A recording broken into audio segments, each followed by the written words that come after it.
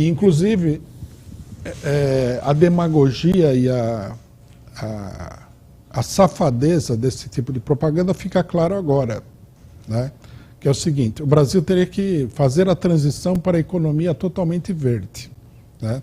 É o que dizem os entendidos do assunto aí, índios esquerdistas, imperialistas e tudo mais.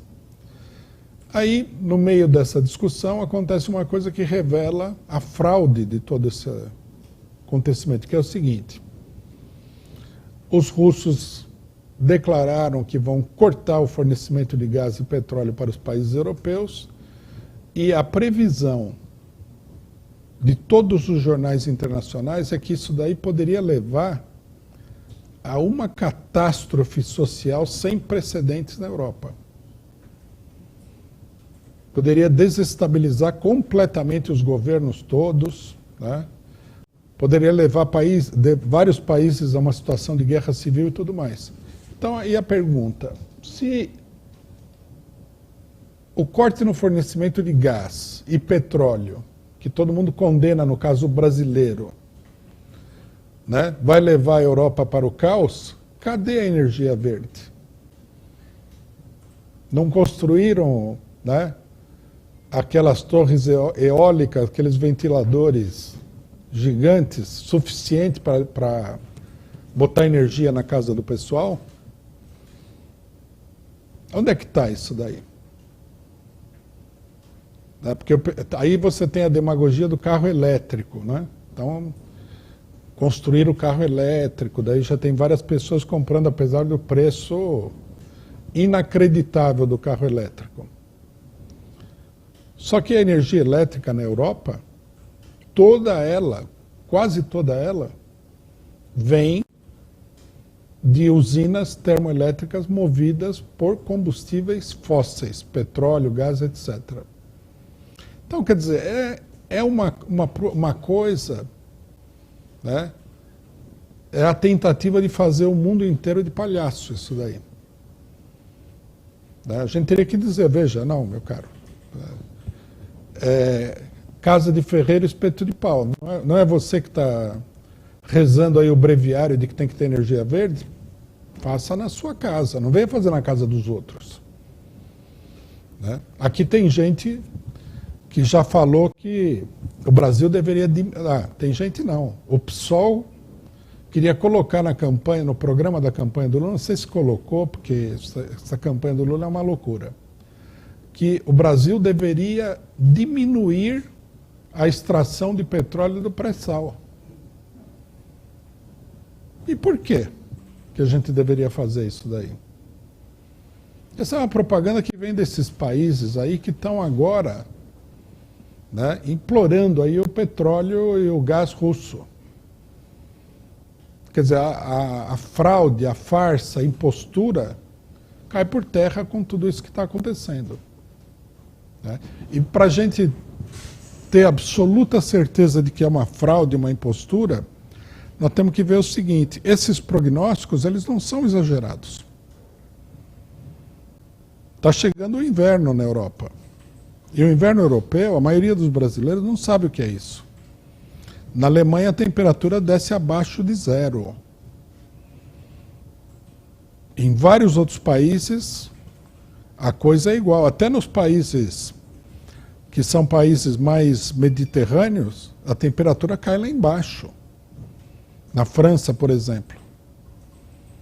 Sem energia elétrica ou com uma energia elétrica a altíssimo custo, a situação social desses países vai ficar insuportável, né? A grande discussão é o que eles vão fazer diante dessa situação. Aí acusam, logicamente, o Putin, né? A revista The Economist, eu li a matéria dele sobre o assunto, fala assim: o Putin está manipulando a situação. Bom, se você decreta um embargo a outro país, né, o que você pode esperar?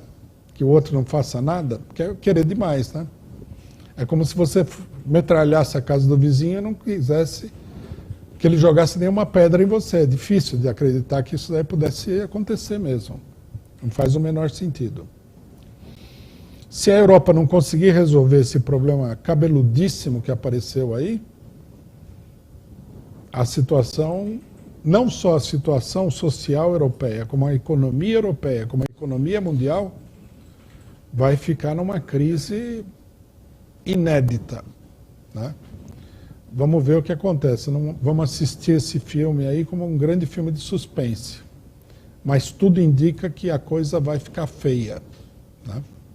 E muito feia. Quer dizer, no final das contas, o imperialismo ele foi para uma política de força contra os russos e agora o tiro está saindo pela culatra.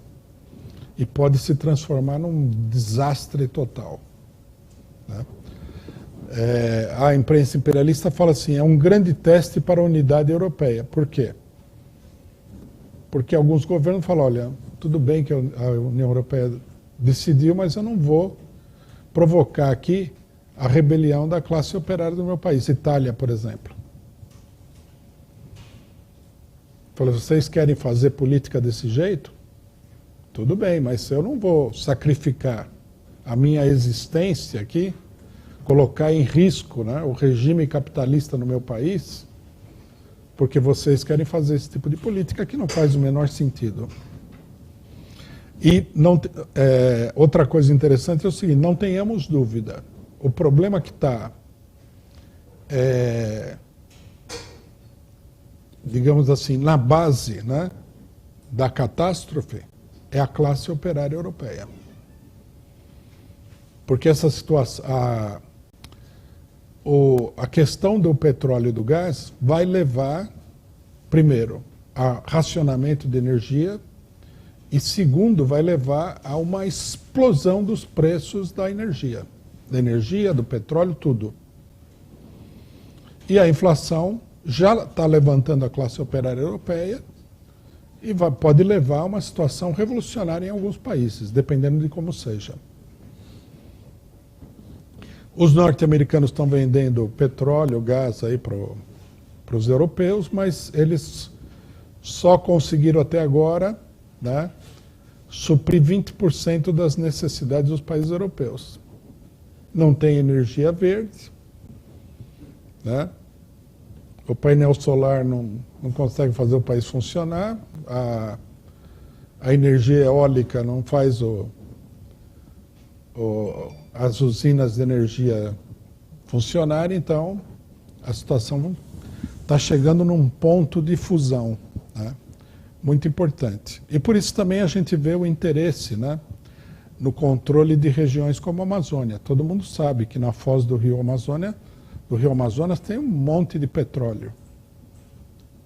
Não querem que o Brasil explore esse petróleo. Os franceses exploram o petróleo na costa da Guiana, mas os brasileiros não querem que eles explorem isso daí.